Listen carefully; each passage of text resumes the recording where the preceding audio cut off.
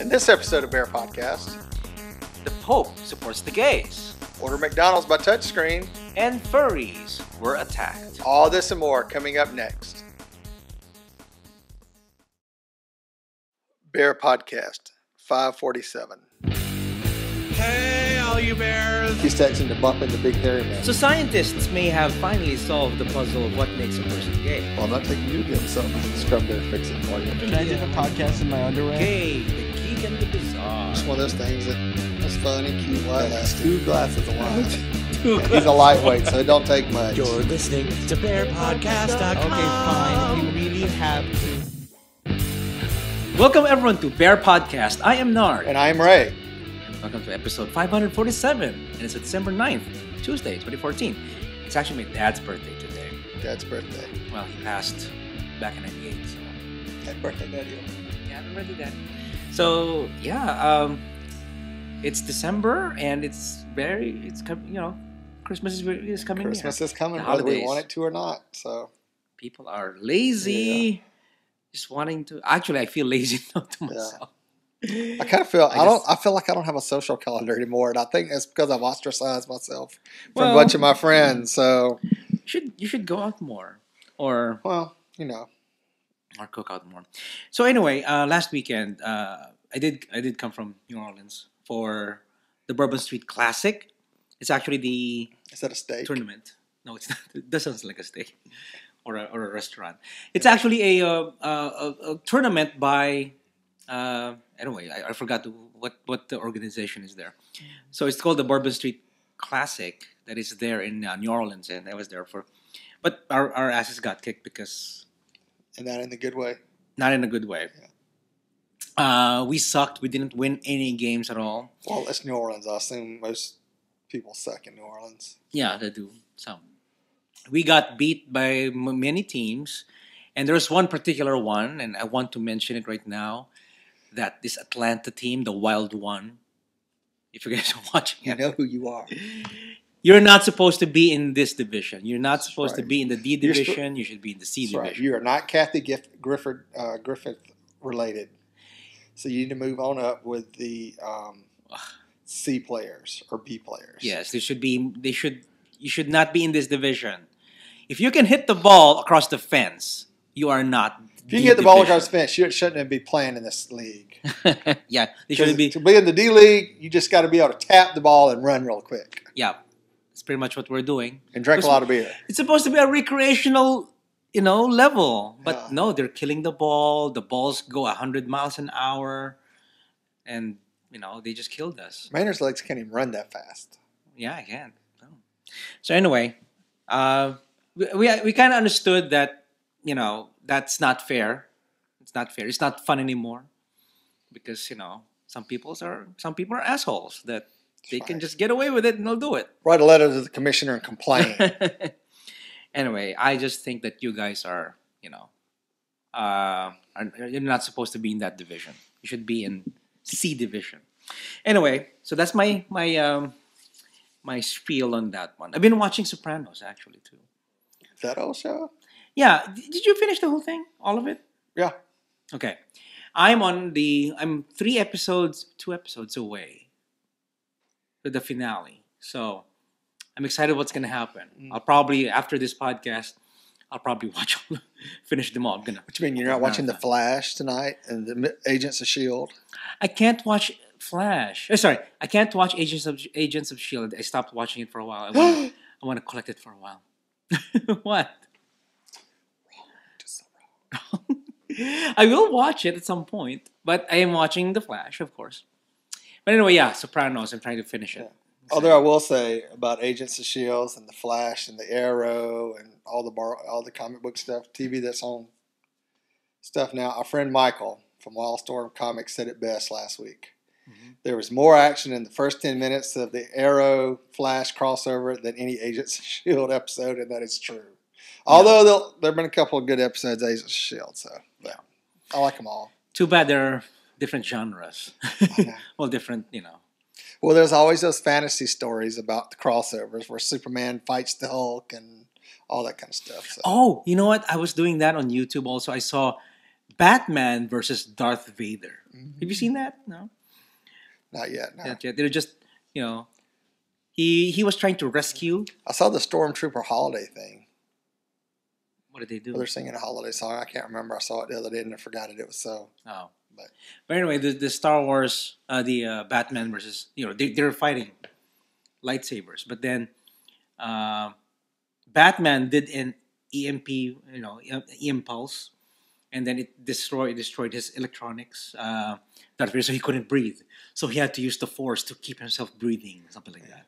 So okay, he's retracted. Let's fight. So he took out his light, and somehow Batman has a lightsaber, a blue lightsaber. He started fighting Darth Vader, and then later on, he started powering on, so he was able to breathe and now concentrate on fighting. What's his name? Batman. Yeah. So it's pretty cool. It's pretty cool. Fan made film. So fan made segment or something. I still like the little Nightwing fan made thing that's out there. So if you hadn't checked it out, go check it out. So. Okay. How about you? What did you do this weekend? Just hung out around the house, chilled mostly. Well, I did some yard work for the mother-in-law, so I did that Saturday, and then went home and did some more Christmas decorating, trying to get some stuff cleaned up because we've had crap sitting everywhere for a week trying to get the house decorated. And I was just like, this shit's got to go. Get done with it, put it back in storage. And as you can see, I haven't decorated yet. It's all messy right now. Didn't I have cleaners a couple of weeks ago? Yes. It's all messy again. No, it's just a lot of clutter right now. But yeah, here at the Bear Podcast studios, we're just, we haven't decorated yet. So. Man, you're just not a Christmassy decorating person. I'm not. He doesn't go out all like I do. So. Yeah, I don't go all out. Even the outside, I don't put these Christmas lights and blow up Santa Claus. And I would like to blow Santa Claus. Slacker. Well, maybe if you put all that stuff out there, Santa Claus would come over and let you blow him. Oh, yeah. That'd be nice. So, but anyway, other than that, and Sunday night I cooked a really nice dinner, pork loin with an apple glaze on it. Oh, really? It was very good. Turned out very good. So it's very good. Also did one a couple of weeks ago that was a maple brined pork loin. So maple brined? Brined, yeah. Oh. It's very good. So I'm getting better. I'm getting back into the cooking stuff and baking and stuff. So it's about time to start doing the holiday cookies and treats and stuff that I'm not supposed to have because of the diabetes. But diabetes. So, but I did watch Saturday night. I watched I Frankenstein. We had recorded it over Thanksgiving when all the movie channels were available, and it came on and we recorded it. So I watched it finally. It's kind of weird, he's supposed to be. What's he supposed to be like a? He's practically a zombie.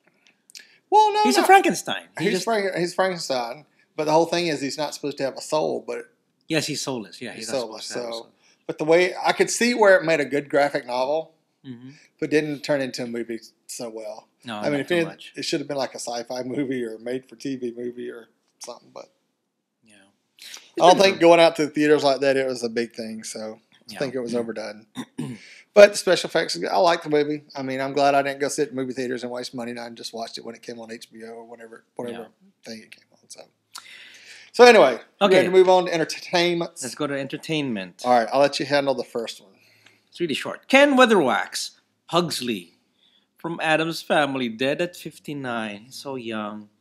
Ken Weatherwax, who played the child character Pugsley on Addams Family television series in 1960s, has died. He was 59. Wow, it's a very short article, right? But yeah, this is the black and white one, right? Yeah. Okay. That Pugsley. The original Pugsley. The original Pugsley. From the TV show. I wonder how he looks like. So, I don't know. I couldn't find any pictures of what he looked like now. Everything pulled up was his old Addams Family pictures when he was a kid and chubby. So, I don't know if he grew out of that or he got bigger or, what happened with that. So, okay. But anyway, Ken, we will miss you.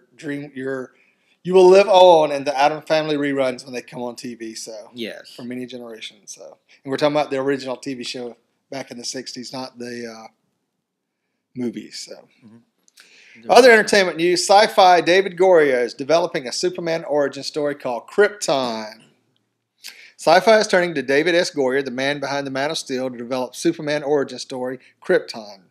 The Hollywood Reporter reports. From Warner Horizon Television, DC Comics, Krypton takes place years before the Superman legend we know. Then the House of El was shamed and ostracized. This drama, which is in development, follows the Man of Steel's grandfather as he brings hope and equality to Krypton, turning a planet in disarray into one worthy of giving birth to the greatest superhero ever known. So basically, the drama is in the same vein as Fox's DC Comics Gotham. It's like it's Gotham. a prequel. They made a story out of the it's a prequel. Yeah. Well, there's a bunch of history about Krypton, how it got where it was, how Superman came into being, and they've changed that in different canons depending on what version of DC was doing it or what they were doing, or if they reset within Crisis on Infinite Earths, all that kind of stuff. So you have Superman, and then you have Smallville, which is a prequel pretty much of the life of Superman. And then now we have Krypton all the way back. So, is it CW? What is it? Who is it? It's Sci-Fi. A Sci-Fi channel? Sci-Fi channel. So, other DC heroes already on the small screen includes Batman and Fox's Jim Gordon's story, Gotham City, which is about Commissioner Gordon and his origins. CW has The Flash and The Arrow, which if y'all just watched the crossover series last week was awesome. As well as NBC's Hellblazer take, which is called Constantine, which they've already made 13 episodes and DC's put it on hold. They hadn't said they're canceling it, but they're thinking about just doing 13 episodes until they figure out what they want to do with the series. So I know there's a petition going around on Facebook. I've seen it a couple times, and I've been busy and had a chance to click on it and sign my name to it, but go do it because I think the series is very good. It's very, for what you can do on a TV show on NBC, versus what you can do on an HBO show, I think it does real well for stuff. So the CW also has a version of DC's iZombie, which is set to come up in the spring.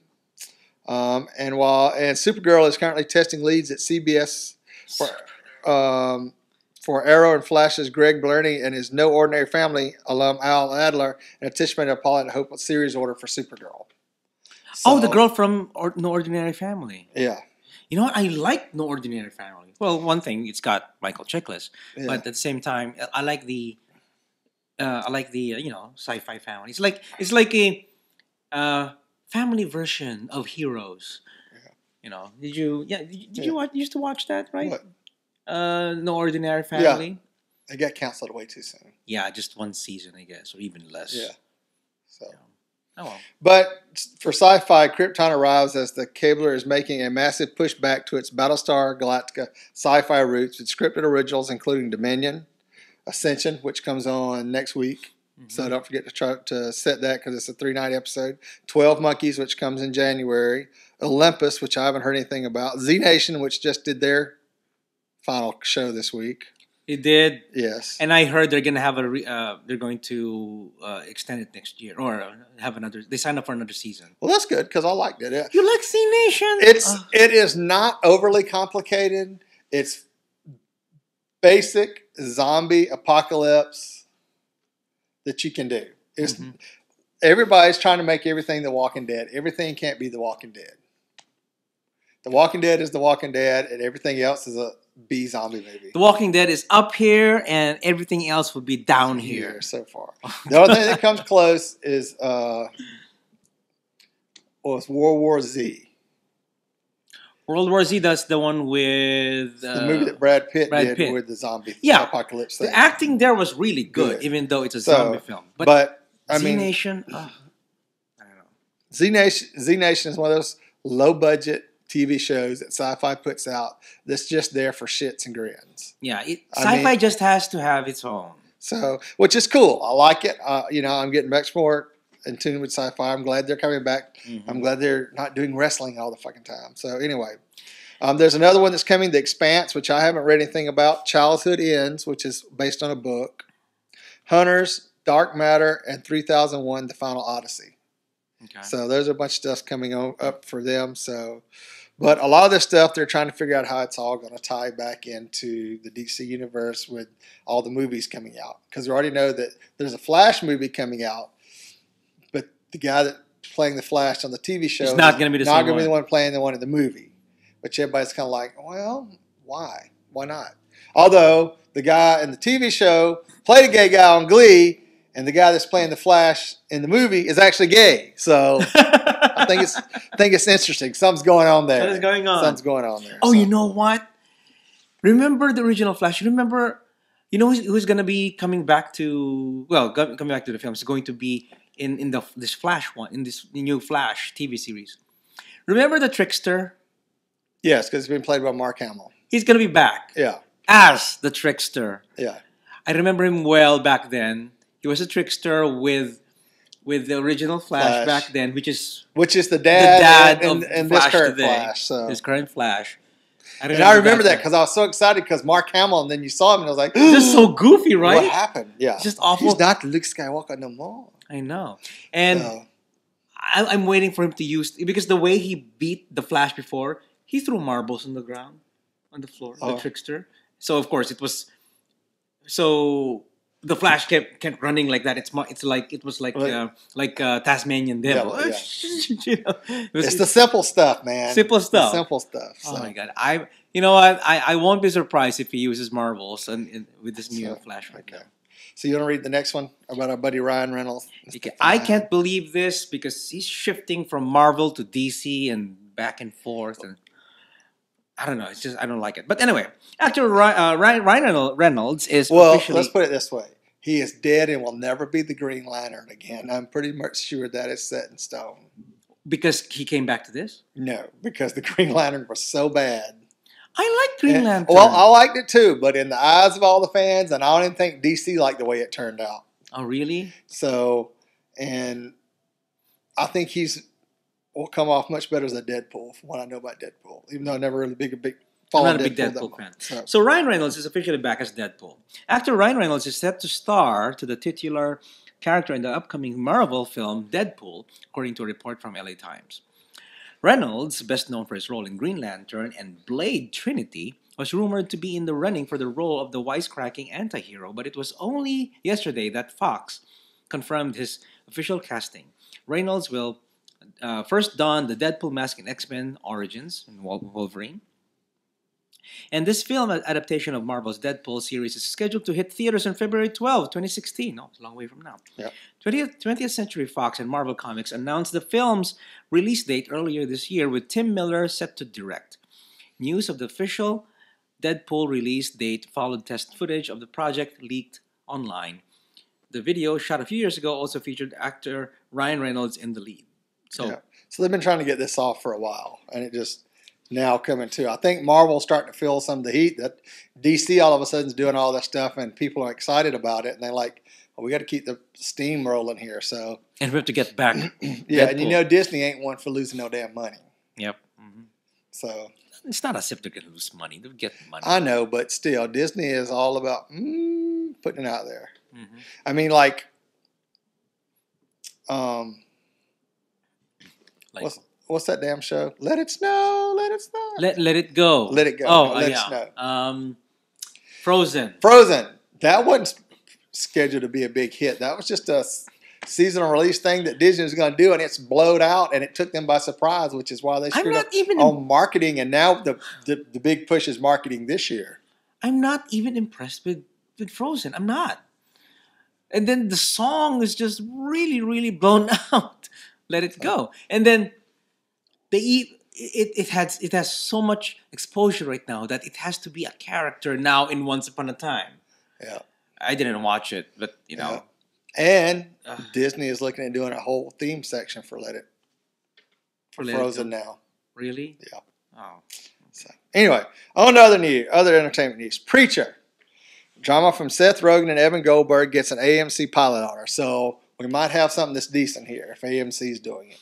Hopefully they will fall in the vein of The Walking Dead.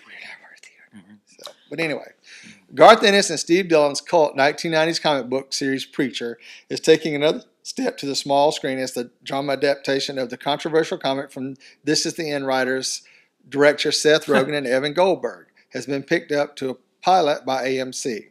The project has been heating up for a pilot order at AMC, which recently held producer meetings, so 7 other scripts the network brass were high on. None of them has made it to pilot. So it looks like out of all the other ones, they got the cut and Preacher made it. This has got to be good. Yeah. If it's going to be at the same level. Yeah. Preacher from Sony TV. I hope they don't release those numbers. And AMC Studios was developed for television by Rogen and Goldberg, who would direct the pilot, and Sab Catlin, Breaking Bad, who wrote the script and will serve as a showrunner. Preacher's about Jesse Custer, a conflicted preacher in a small Texas town who merges with a creature that has escaped from heaven and develops the ability to make anyone do anything he says. Mhm. Along with his ex-girlfriend, Tulip, and an Irish vampire named Cassidy, the three embark on a journey to literally find God. So, Rogan and Gober said, Garth Ennis is one of our idols and an incredible honor to be working on this. We promise we won't make too many dick jokes and ruin it. Okay, so I do remember Preacher because And as long as Seth Rogen's not in it, I think it will be okay. oh yeah, because he's gonna be cracking jokes about it. He needs to stay producer on it, so Yeah. it's not star in it. So I remember back in high school or college, I can't remember, but one of my best friends in back then, he was telling me about the Preacher. He was collecting it. He was collecting the Preacher. He was really impressed by it, and he was talking about of all. I think it was Vertigo. I can't even remember who made it, or Image. I can't remember. But anyway, so they were. He says anybody will just do whatever he says, and he's the preacher, and I think he walks around in a suit and like a preacher type of suit, and I can't remember. It's been a long time. I don't even have the stuff on my screen, but then I just remember it back then that. Well, I think my we've friends talked were about this before on the show about Preacher. About there were rumors of it. Now it's kind of saying, okay, we got a pilot episode. So, so it's should be interesting because it's going to be an AMC. It has to be at the level of Breaking Bad and Walking Dead. Walking Dead. It's got to be. We'll see. Mad Men. Yeah. Okay, so that's your entertainment news. And now, ladies and gentlemen, the gay, the geek, and the bizarre. Yes, the gay, geek, and bizarre. So first, the gay. Would you like to take the gay? I'll take this because take the I'm gay. a priest. So, Oh. Pope Francis addresses gay marriage. Church should support families with LGBT children. Yay! The Catholic Church must help parents stand by their gay children, Pope Francis said in an interview about his papal ministry. The pontiff's comments come a day after Francis urged to top church officials to pay attention to the sign of the times and listen to the ordinary Catholics. We come across this reality all the time in the confessional. A father and a mother whose son or daughter is in that situation. This happened to me several times in Buenos Aires. We have to find a way to help that father or mother to stand by their son or daughter, he said in a wide-ranging interview with the Argentine daily La Nación. While it's important to find ways to welcome gay Catholics, gay marriage is still not on the church agenda, Francis said. The pontiff's remarks are made as a part of a larger reflection on the church's recent Synod of Bishops, which discussed some of the most controversial issues around family life with Catholics. The October gathering revealed fractures in the church opinion about adapting traditional teachings to accommodate modern attitudes. While Francis made a powerful appeal to traditionalists, conservative cardinals prevailed and rejected proposals for a widespread acceptance of gay people. Mm-hmm. So interesting. The Pope is slowly becoming progressive. Well, I think the Pope was progressive to start with, but he's in an organization that's so steeped in tradition and so conservative in certain policies that bringing it out of the Dark Ages, which is one of the reasons the Catholic Church has been failing, is because they haven't modernized themselves. They haven't made themselves more appealing to the modern audience. I mean, you're Catholic, aren't you? I'm a non-practicing Catholic. Okay, and why is that? Because I don't like practicing it anymore. Okay. But do you feel it's because of some of the teachings at the Catholic Church? Oh no! I just think that, in my opinion, that Pope Francis of all the popes, he has been the most progressive. He's the most open-minded. He's the most welcoming. He even first some time ago he did welcome the gay gay people to attend the church because he would welcome everyone who wants to help out in the church. Yeah. And now he's even promoting not promoting homosexuality, but not necessarily, but promoting helping out parents who has children and stuff like that. So, and didn't we do an article a couple weeks ago about the Irish priest and their scandal about going to gay bars and stuff? Oh, really? And hooking up in Ireland. Did we talk about that, or is that? Oh, something? no. It's something I must have read. But if you've been on Facebook, it's been all over Facebook. What pops up. I have a story about that. I have a friend who would meet someone every Sunday afternoon. Why every Sunday afternoon? Because because the guy, all leather, we would meet him in the bars, and then they would play around the set, and then some time ago they would talk about it. They said, the reason why I can only see you on Sunday afternoons, because he has to preach in the morning. So yeah. Oh really? I'm going to hell. He was saying, I'm going to hell, and I'm screwing a priest. He was saying like that. So, but then, what's funny is they don't use condoms because they're Catholic. Get it? Well, I know I what? I have not officially met them, but I know someone that is a priest, and I know they are very into gay culture. They're in a bunch of different fetishes. Some fetishes that if somebody knew their priest did that, they'd be like, "What the f?" But you can say fuck. You're okay. Okay. But he is still a devout Catholic. He still does his job, and the only thing that says that he can't do that stuff is the church. There's nothing that says he can't be married or be gay. It's just the church saying that. So, so he's been able to work with that all these years because. Oh, okay. Oh, he does the job. That's the right? job. So okay. So anyway. Okay, on to the geek. The geek. All right. For you guys who like Mickey D's, I don't know if you like this or not. I don't know, but I myself don't eat at McDonald's. Not too much. I've been trying to refrain. I'm rarely trying to eat healthier. If ever I'm gonna eat there, because the food there is horrible for you. It is not the most nutritional stuff in the world. So if I'm gonna eat, should I eat fillet of fish? I don't think same thing, right? I don't think any of it's good. Go watch that plus size video. Once you watch that, it's just like, oh my god, fast food. Anyway, this is interesting because it's a little bit of high tech. This is the geek part, okay? So McDonald's is bringing touchscreen ordering to the U.S. It turns out that people aren't eating as many Mac hamburgers as they used to, which is a big problem if your business is all about slinging meat. So McDonald's is hoping the novelty of its create-your-own taste ordering kiosks will lure some customers back in. Really? Probably if you have an app. That'd be great. I don't know. I think their food, they've been slammed so much with how bad their food is nutritionally. Yeah. That's why they're suffering here in the States. Yeah. So the machines will be installed in 2,000 of its U.S. outlets by the end of 2015. Instead of just walking up to the counter and ordering, users will be given the option to customize their McMeal on a touchscreen.